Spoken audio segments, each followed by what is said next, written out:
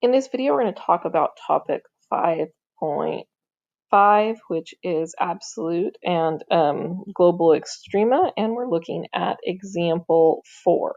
So in this one, we're supposed to find the x value for the minimum for f of x equals 2 sine x plus x on the interval from 0 to 2 pi. So we know the first thing we need to do is get critical numbers by taking the derivative. So that's the first thing I'm going to do. So f prime of x equals, so the derivative of 2 sine x would be 2 cosine x, and the derivative of x would be 1. I'm going to set that equal to 0.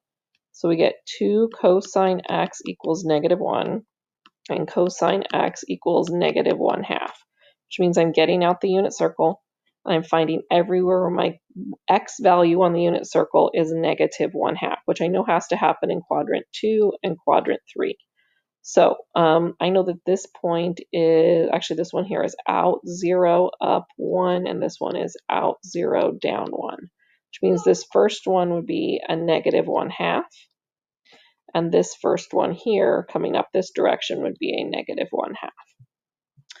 So I know that this radian measure here is 2 pi over 3. And let's see, this would be 3 pi over 3. This one here would be 4 pi over 3. So I know that this happens at x equals 2 pi over 3 and 4 pi over 3. So those are my inner candidates. So to do the candidates test, I am going to set up a table. Okay. And I know that the x values in my table include the endpoints and my critical numbers. So now I'm going to evaluate those into f of x. So I'm going to probably show my work kind of in my table. So I've got 2 sine of 0 plus 0.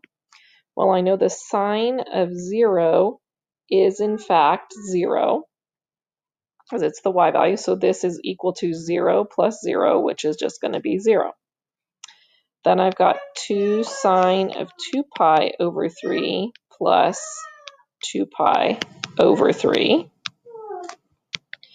And I know that the coordinate here for 2 pi over 3 would be, I'm sorry, I'm squishing it in there, would be square root of 3 over 2, because if it's not 1/2, it's square root of 3 over 2. So I've got 2 times square root of 3 over 2 plus 2 pi over 3, which is going to be square root of 3 plus 2 pi over 3. So hopefully we're looking for minimum. So hopefully that's more of a max value. All right, let's look at 4 pi over 3. I know my sine value here has to be negative square root of 3 over 2.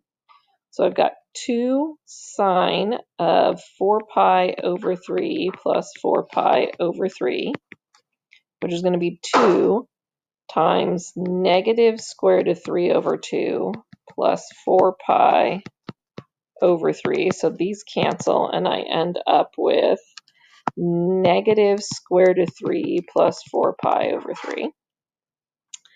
Then finally, we're going to look at 2 pi. So 2 pi, I get 2 sine of 2 pi plus 2 pi.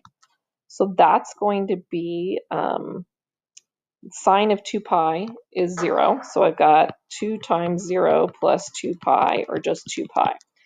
We are looking for a minimum. So my candidates that I'm looking at this point, well, 0 is small, and then this one is possibly small.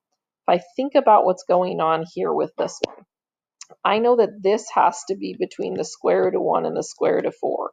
So I know it's got to be like negative 1 point something, right? This is a fairly big number divided by a small number.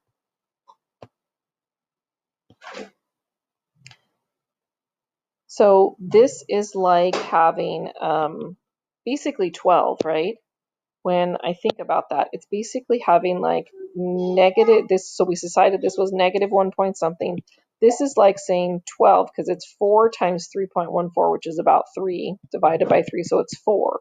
So this is like saying negative 1 plus 4, which is going to be a positive number, which means that this here has to be my smallest value. So that has to be the minimum. So the justification in these is the table, so I don't have to justify any more than I already have. So I get to say that the f has a minimum at x equals 0.